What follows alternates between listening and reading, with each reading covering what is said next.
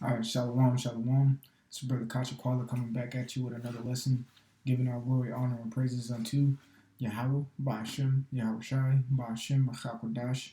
Double honors to the apostles and elders of great millstone, the rule and teach well. Peace, love, salutation to the elect 144 first fruit. And this lesson is gonna be called "Continue to Prophesy." So this is Romans 12:6, and I'm gonna try to stay on this verse, through the Spirit. If I get a precept or not, it'll come if it comes. But I really want to focus right here on this particular verse because we have to continue to prophesy in the times that we're in. Prophecy is like the hot topic. You know, this is the year of prophecy 2.0. If you don't feel it now, then you're not occupying the prophecies like it tells you about in Ecclesiasticus chapter 39. All right, that's our job. Our job is to be a prophet. What does a prophet do? Prophesy. Okay? So Romans 12:6, having then gifts differing according to the grace that is given to us, whether prophecy, let us prophesy according to the portion of faith. Exactly, according to the portion of faith. You got some men out here who have a big portion of faith, some faith of a mustard seed, and that's what scriptures that that's all you need, really. You know what I'm saying? You got a faith of a mustard seed, you can move mountains. Okay? That's it. But even if you have that portion of faith, where it's just a faith of a mustard seed, excuse me, I had a little shortness of breath, but if you have a faith of a mustard seed, then prophesy according to that. All right? Makes me think of something. Tell the Spirit make you think of stuff. Call out Yahweh Ba'ashem Yahweh Shai.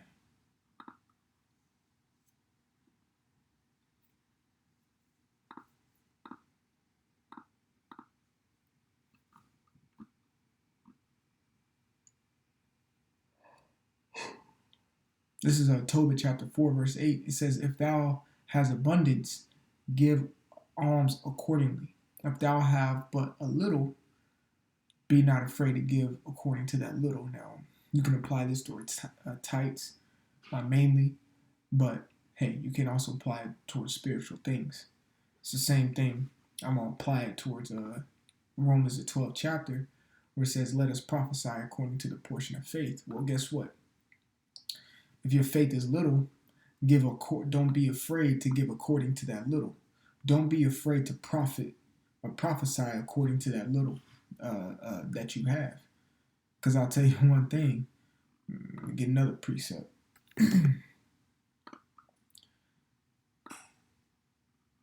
Be real, man.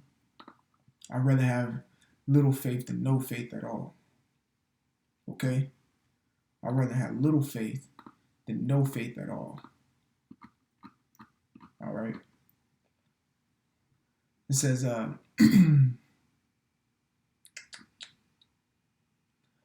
verse Ecclesiasticus or Sirach chapter 3, verse 23, be not curious in unnecessary matters.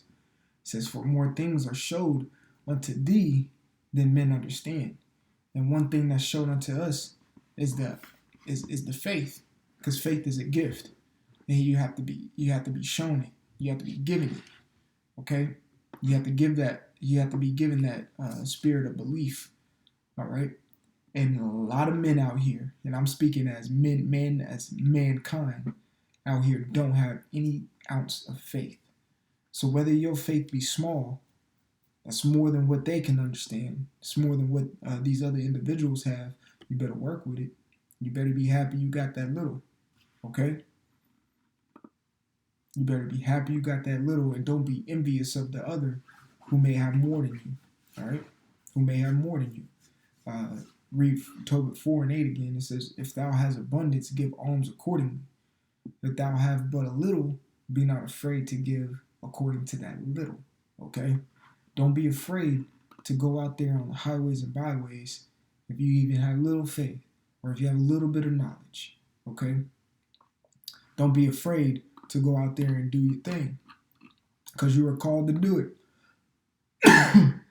Don't be afraid to do it. This is Sirach chapter 19 and 24. He that hath small understanding and feareth the Most High is better than one that have much wisdom and transgresses the law of the Most High. Exactly. It's okay to have little. It's okay to sit in the low seat. All right? It's okay to not have much. Do you strive to get more in the spirit? Yes, you do, and everything will add on to there. Okay? But if you have every brother every brother in the camp is a prophet, and I believe it. Okay? Whether you be a help, whether you be a teacher, knowledgeable, all these things, you're a prophet. Because you're reading the prophecy and you're preaching it and you're doing your videos and telling the world what's to come. So you're doing the job of a prophet. At the end of the day, you're still a prophet. Whether you have an abundant amount of knowledge about the prophecies or a little minuscule, diminutive amount of knowledge about the prophecies, you're still a prophet. So prophesy, okay? Especially at the time that we're in.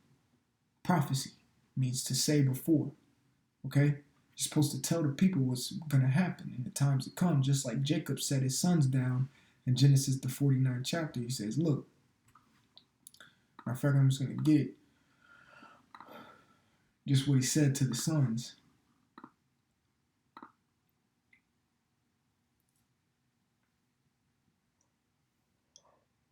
Excuse me. Genesis chapter 49 and 1, he says, and Jacob called unto his sons and said, gather yourselves together, that I may tell you that what shall befall you in the last days. He's about to prophesy to him. I'm about to tell you what's going to happen in the near future.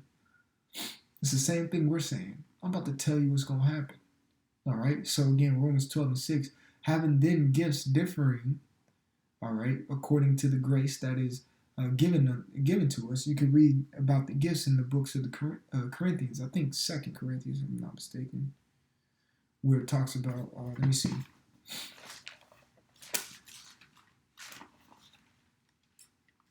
I don't want to speak out of it. Yeah. 1 Corinthians, the 12th chapter, where it talks about, that's why it says the gifts differing. All right, because Paul wrote to who? He wrote to the Corinthians. All right, I think this is the Corinthians is the next book after the Romans. All right, that's why I said in Philippians, I want to say the 3rd chapter, verse 1, it's not grievous for me to write unto you, for it is safe for you. Okay, because Paul didn't mind writing these things over and over again to each and every single one of the camps. All right, so he understood the different gifts. And this one right here, he's just pinpointing on the prophecy. He said, whether prophecy, let us prophesy according to the portion of faith.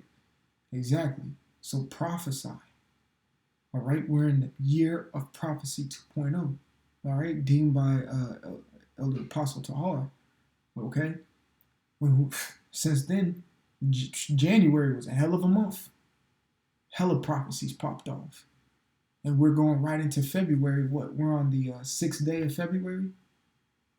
The coronavirus ain't slowed down a bit. We're talking a lot of the State of the Union was about a day or two ago.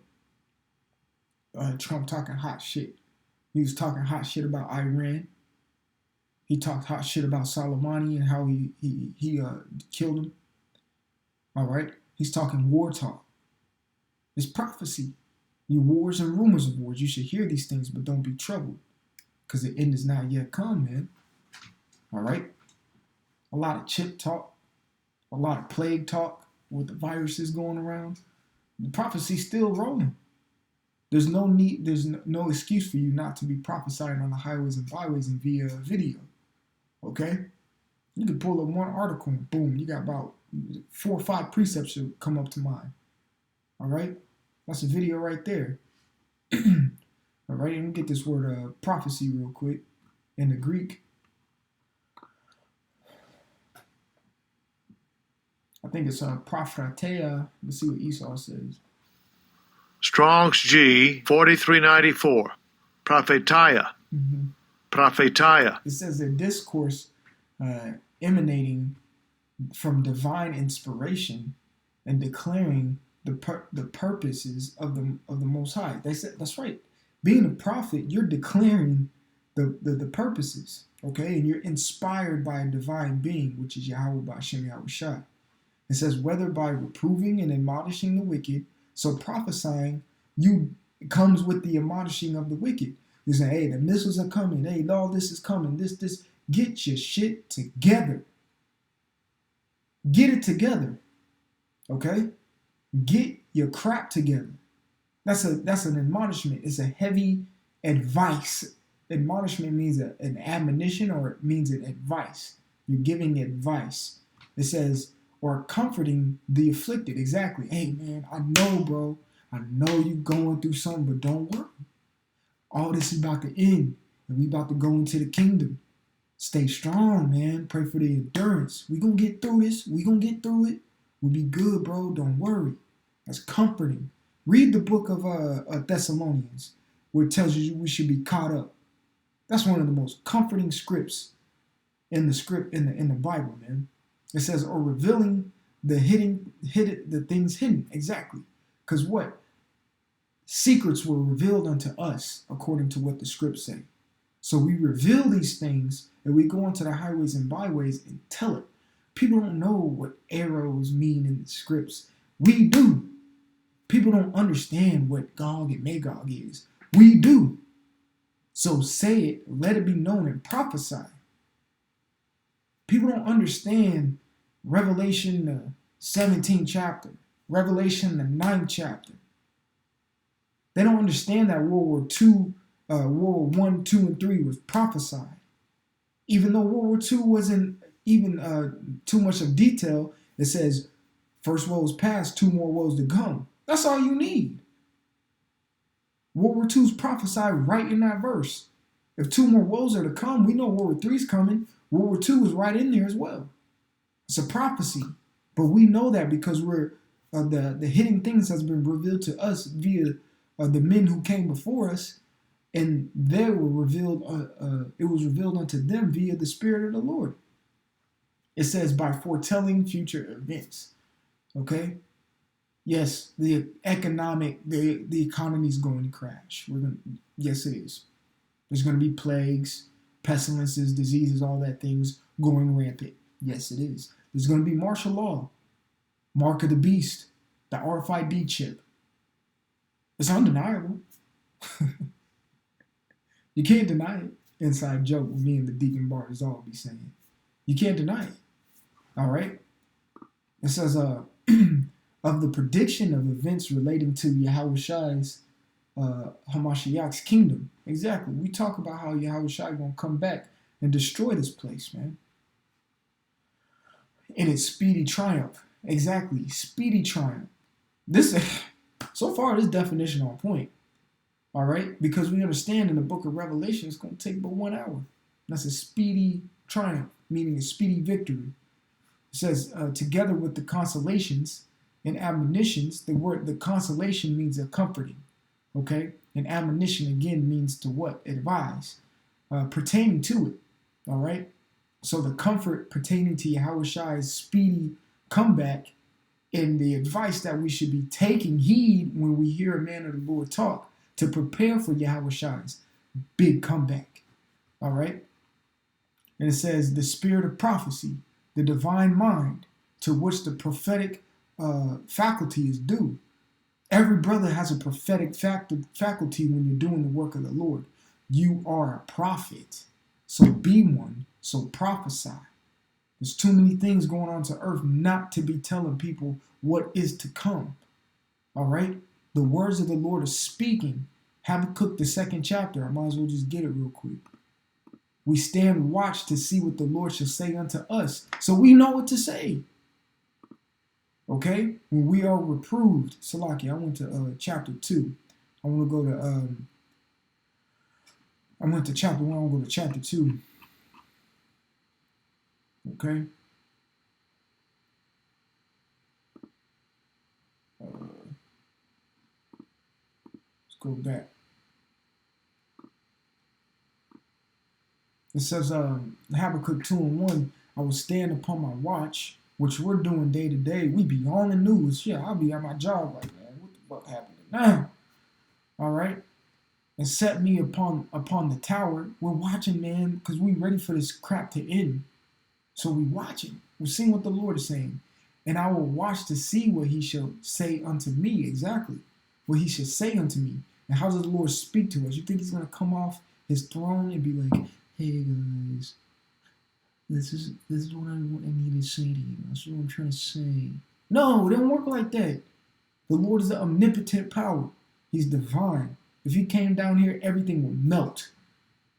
Okay? Everything will melt. There won't be no existence of nothing because how wicked this place is. You'd be pissed off. Okay? So how he speaks to us is through the prophet of the prophecies.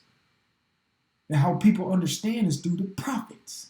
Because we see the prophecies. All right? It says, and what I shall answer when I am reproved. Exactly. All right? So your job is to prophesy. Be a prophet. If you call yourself a prophet, then prophesy. This is prophecy that I'm doing right now. We read it in the definition of prophecy. It means by reproving or in admonishing wicked, comforting the afflicted. This is admonishing brothers. It's prophecy. I'm admonishing brothers to prophesy. Me knowing that is prophecy. It's been written. All right? So keep prophesying about Yahweh Shai coming back and all these things to come. Because it's happening right before our eyes. We can see it. The Lord is speaking. All right? So speak out about what the Lord is saying that you perceive. Call Allah Yahweh Bashem Yahushai. Give him all praises that you can see these things. Because there's a lot of people walking around who don't get it. Like I read earlier in Sirach, the 3rd chapter, verse 23. Things are given unto us that men cannot understand. Okay? So Lord willing, this was edifying. I'm going to give all glory, honor, and praises to Yahweh Bashem Yahushai Bashem Achakwadash. Double honors to the apostles and elders, great millstone, who rule and teach well. Peace, love, salutation to the elect 144 first fruits. Brother Kasha Kwala, until next time, we say shalom.